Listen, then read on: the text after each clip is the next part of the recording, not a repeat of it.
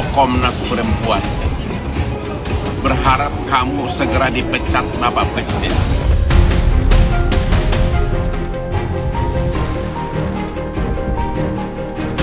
Lu itu baru sekali aja baca peraturan PBB udah ngegaya lu.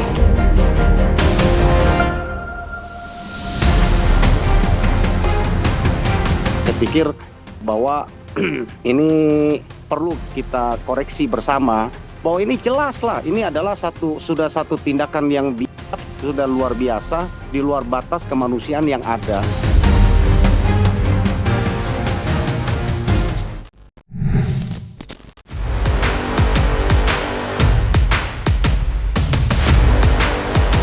Kasus dugaan dan yang dialami Yuvita Tririsky hingga kini masih menjadi sorotan publik dan ramai diperbincangkan di media sosial. Banyak warganet mengaku ikut prihatin melihat kondisi Yuvita yang harus menanggung luka mendalam, bahkan mengalami cacat permanen akibat dugaan aksi yang dilakukan oleh sang kekasih Taufik Hidayat. Namun, di tengah derasnya perhatian publik terhadap kasus ini, kabar baik akhirnya datang dari kondisi Yuvita. Setelah menjalani serangkaian perawatan intensif, kondisi Yuvita dikabarkan terus menunjukkan perkembangan yang positif dan berangsur membaik. Tak hanya itu, pihak rumah sakit juga disebut telah menjadwalkan tahap rekonstruksi wajah untuk membantu proses pemulihan Yuvita. Diketahui, seluruh biaya rekonstruksi tersebut nantinya akan ditanggung sepenuhnya oleh Kementerian Kesehatan yang berkomitmen mendampingi dan merawat Yuvita hingga kondisinya benar-benar pulih.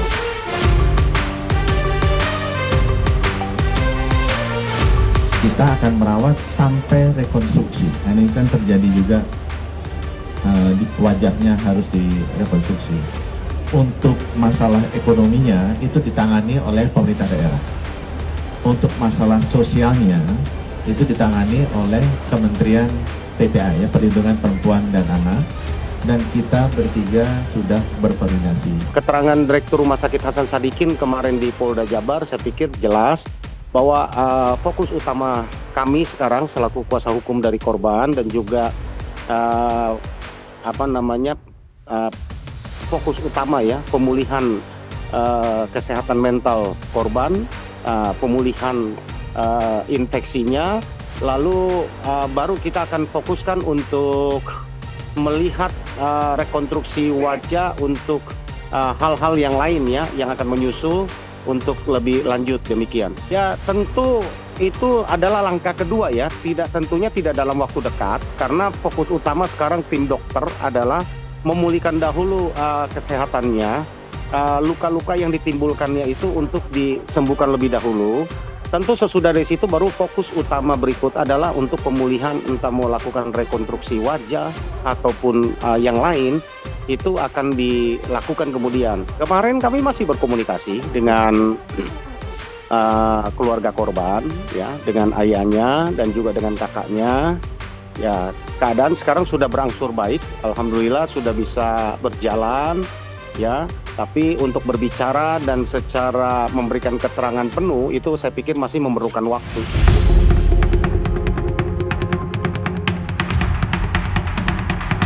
Tak terbayang betapa mirisnya nasib seorang Yuvita Tririsky yang harus alami cacat permanen usai menjadi korban aksi yang dilakukan oleh sosok yang ia cintai.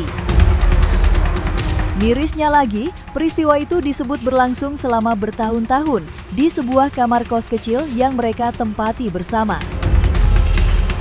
Namun, luka yang ditinggalkan ternyata bukan hanya terlihat secara fisik. Keluarga mengungkapkan bahwa hingga saat ini, Yuvita masih dibayangi rasa trauma dan ketakutan mendalam akibat kejadian tragis yang menimpanya. Kondisi psikologisnya pun disebut belum sepenuhnya pulih. Situasi tersebut kemudian turut menjadi perhatian psikolog Mintarsih. Ia mencoba menggambarkan seperti apa pergolakan batin yang kemungkinan sedang dirasakan Yuvita, serta bagaimana pengalaman pahit itu dapat meninggalkan bekas yang begitu mendalam pada kondisi mental seseorang. Jadi kita lihat dari perbuatannya, rasa sakit yang dihadapi, ketakutan yang dihadapi, dan cacat yang dihadapi.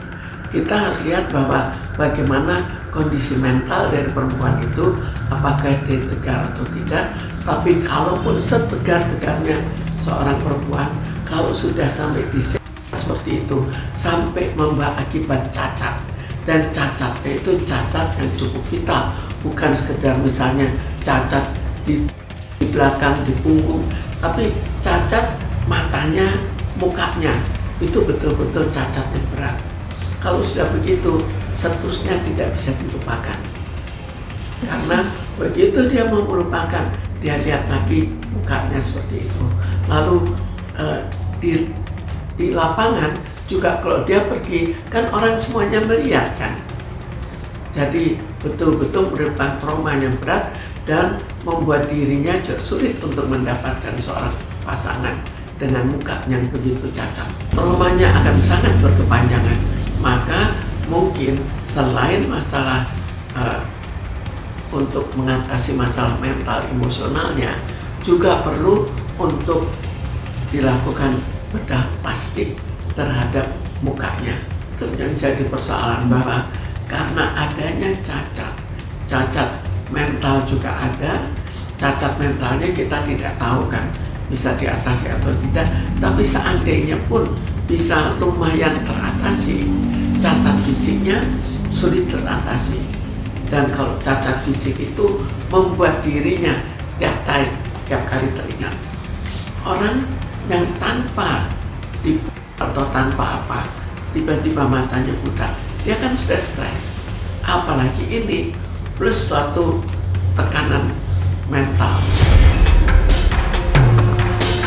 Di tengah luka dan trauma yang masih membekas, kisah yang dialami Yuvita justru mengundang gelombang empati dari berbagai kalangan. Dukungan dan bantuan terus mengalir, menunjukkan besarnya perhatian publik terhadap nasib perempuan muda tersebut. Salah satu bantuan datang dari pengacara kondang, Hotman Paris Hutapea. Melalui aksi penggalangan dana yang dilakukannya, berhasil terkumpul donasi hingga mencapai 2,5 miliar. Dana tersebut berasal dari berbagai pihak, mulai dari rekan-rekannya, para dermawan, hingga masyarakat kecil yang ikut tergerak untuk membantu. Bahkan Raffi Ahmad turut memberikan donasi sebesar 250 juta. Hotman menjelaskan seluruh bantuan itu dipersiapkan untuk menjamin masa depan Yuvita setelah melewati masa-masa sulit yang menimpanya.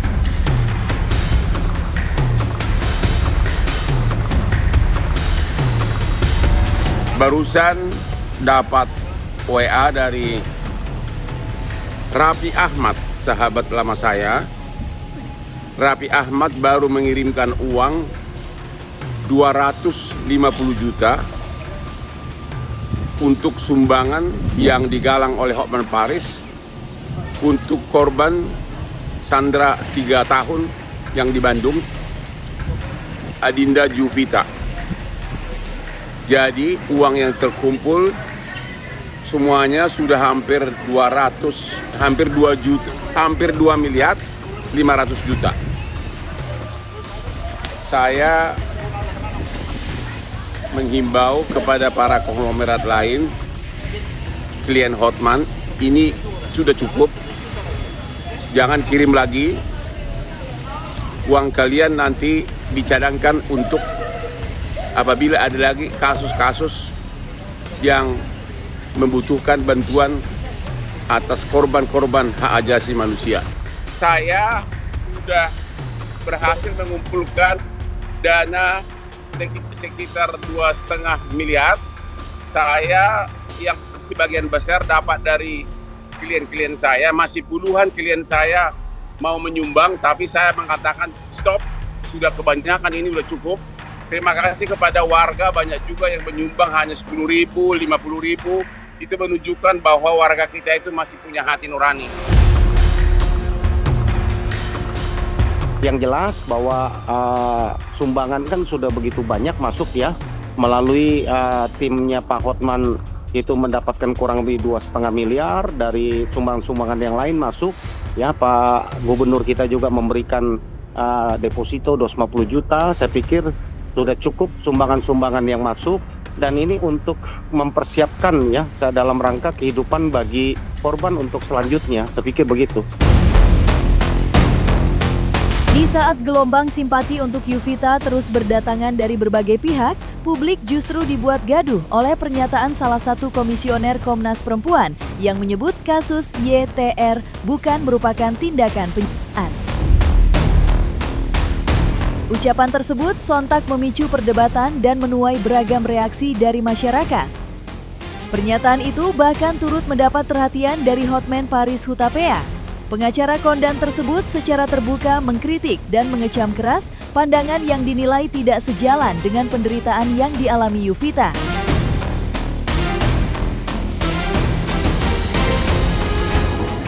Halo Komnas Perempuan, berharap kamu segera dipecat Bapak Presiden. Pada saat masyarakat Indonesia berduka atas adanya kejadian yang sangat di mana seorang wanita sampai ada berlubang di tubuhnya gara-gara luka, bibirnya hilang gara-gara disayat, luka di mana-mana, dikurung sekian lama, malah kau mengeluarkan kata-kata itu bukan menurut PBB. Lo itu baru sekali aja baca peraturan PBB udah ngegaya lo. Kalau kau memang punya harga diri, mundur kau sebagai dari Komnas HAM. Setelah menjadi sorotan dan dibanjiri kritik, Komnas Perempuan akhirnya memberikan klarifikasi atas pernyataan yang sempat menimbulkan polemik tersebut. Yang dialami YTR adalah kekerasan berbasis gender terhadap perempuan berlapis yang ekstrim dan merendahkan martabat manusia. Komnas Perempuan menekankan bahwa setiap bentuk kekerasan terhadap perempuan merupakan pelanggaran terhadap harkat dan martabat serta hak-hak perempuan. Dalam banyak kasus dapat berujung pada pelanggaran hak asasi manusia yang serius, terlebih ketika kekerasan tersebut menimbulkan penderitaan fisik, psikologis, hingga kerugian ekonomi yang mendalam bagi korban. Ini udah jelas bahwa ini adalah pengalaman yang berulang. Kenapa saya katakan demikian? Karena waktunya itu bukan berlangsung seketika, bukan singkat, ini bulanan bahkan tahunan diduganya. Ya, artinya ada waktu yang cukup bagi si pelaku untuk menyadari kalau dia tahu itu khilaf itu satu kali. Kalau dia terus melakukan dalam waktu yang lama, saya pikir itu bukan satu kehilafan, itu sudah direncanakan. Terus dia lakukan penghinaan ini, menurut saya ini satu hal yang bijak, ya, tidak memenuhi kaidah-kaidah sebagai manusia, apalagi kita di Indonesia ini tentu di luar batas kemanusiaan yang ada. Ya, saya rasa apa yang disampaikan oleh Komnas Perempuan, ya, ini sesuatu yang sudah di luar konteks dari Komnas sendiri itu, ya, bahwa ini perlu kita koreksi bersama bahwa ini jelas lah, ini adalah sudah satu tindakan yang sudah luar biasa, di luar batas kemanusiaan yang ada, ya. Saya rasa ini perlu kita sikapi bersama. Bagaimana tidak ada perencanaan, apalagi dikatakan ini bukan satu pengalaman berbulan, ya. Itu yang kami pertanyakan. Sementara itu, di tengah derasnya desakan publik agar pelaku mendapat hukuman setimpal, pihak kepolisian memastikan proses hukum terhadap Taufik Hidayat akan berjalan secara maksimal. Kapolda Jawa Barat Irjen Pol Rudi Setiawan menegaskan bahwa tersangka akan dijerat dengan sejumlah pasal berlapis sebagai bentuk komitmen untuk memberikan keadilan bagi Yuvita yang diduga menjadi korban dan penyiksaan selama hampir 3 tahun. Tak hanya itu, polisi juga tengah mengkaji kemungkinan akumulasi ancaman pidana dari setiap pasal yang dikenakan. Tentu pertama kami bersyukur, ya, atas ditangkapnya Taufik Hidayat, ya. Ya, saya selaku kuasa hukum dari YTR, ya, korban, ya, tentu sangat mengapresiasi kinerja dari aparat Polda Jawa Barat, ya, dari Direktorat PPA, ya, Polda Jabar, dan juga Dirkrim Polda Jabar. Kemarin kami sudah mengadakan, ya, press release bersama Pak Kapolda, Pak Gubernur, ya, terkait kasus ini. Ya, keinginan korban tentunya pelaku ini harus dihukum ya seberat-beratnya, dan kami selaku kuasa hukum juga akan mengawal kasus ini. Itulah sebabnya kenapa Pak Gubernur Kang Deddy Mulyadi menugaskan saya selaku Ketua Tim Hukum Jabar Istimewa untuk mengawal kasus ini secara mendalam agar keadilan ya bagi korban dapat didapatkan demikian. Kalau dilihat dari peristiwanya dan perbuatannya tersangka, ini termasuk sesuatu yang tidak wajar, yang kita tuntut bersama. Untuk itu kami Polda Jabar semaksimal mungkin akan mempersangkakan tersangka dengan pasal yang seberat-beratnya. Yang pertama adalah pasal 446 ayat 2 KUHP. Bunyinya setiap orang yang melakukan penganiayaan yang mengakibatkan luka berat, ini 5 tahun. Kita lapis dengan pasal yang lain yang lebih berat, pasal 451 tentang penyanderaan. Ini ancaman hukumannya paling lama 12 tahun. Ini kami akan lakukan persangkaan kumulatif, jadi digabungkan nanti. Keluarga dan korban tentunya ingin semaksimal ya. Mereka berharapkan sih harusnya mau hukuman atau hukuman seumur hidup maunya mereka. Kami sudah terangkan ya bahwa kita akan coba lihat, tentu penyidik juga akan berusaha semaksimal ya, tentu penuntut umum juga nanti kan kita nggak bisa menuntut apa yang di luar yang diatur oleh undang-undang gitu ya. Nanti yang jelas kami juga berkeinginan kalau memungkinkan ya kita akan sampai ke sana. Tentu kita akan lihat dulu ya. Yang jelas saat ini kalau kami lihat dari rekonstruksi hukum yang dituduhkan itu kan 466 itu 5 tahun kalau akumulatif ya. 468 itu 7 tahun, kalau 469 penganiayaan berencana itu 12 tahun, itu 9 tahun, kalau ditambah itu dengan akumulatif kan sudah di atas 20 tahun ya. Artinya apakah nanti putusannya maksimal 20 tahun ya, kami nggak tahu ya. Yang jelas kami akan berupaya untuk semaksimal ya, tentunya semaksimal itu dapat memuat rasa keadilan bagi korban. Harapannya kalau dari saya pribadi untuk pelaku, saya nggak mau pelaku dihukum. Saya pengen dia diserahkan pada keluarga biar saya yang hakimi dia, dan dia terbuat pada saya. Adik yang saya akan mengakan dihancurkan sama dia. Saya juga sebagai orang tuanya nggak ada kata yang mati saya nanti. Saya tidak selama sampai mati saya tidak bisa mati.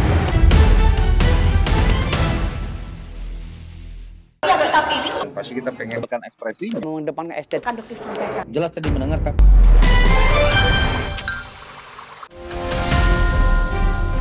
Dan jangan lupa untuk like, subscribe dan juga share channel YouTube Cumi Cumi.